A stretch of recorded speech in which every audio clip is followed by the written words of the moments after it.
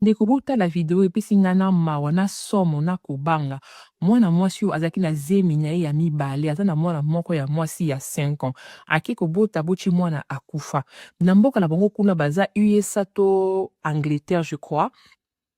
oza na droit soki mwana akufi bapesi yo mwana ozongi nde na ndako mpo okende kosala matanga na yo donc bapesi ye berceau moko boye to baka neti ya forme ya morgue egardaka mwana na malili mpo poso moto akopola te azwi bebe na ye atie wana akende na ndako ne pendant 10 jours azalaki na bebe ne oyo akufa alamukaka changeaka ye bilamba abondelaka ye atie ye na poussette atambolaka na ye akangi ne bafoto mwana na ye oyo liboso ya 5 ans apesaka ndeko na mwasi babizu donc bavivre vie na bango na bebe oyo akufa wana pendant 10 jours afete na ye na Noël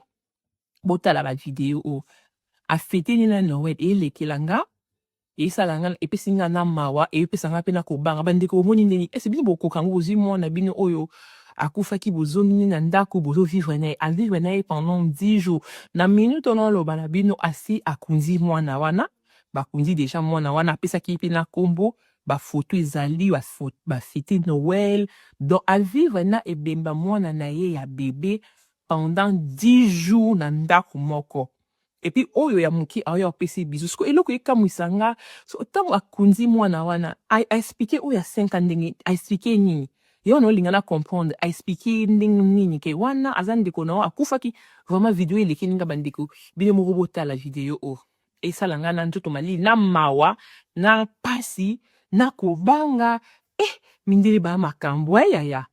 te mindele baza makambo vraiment bato baza na makambo moko non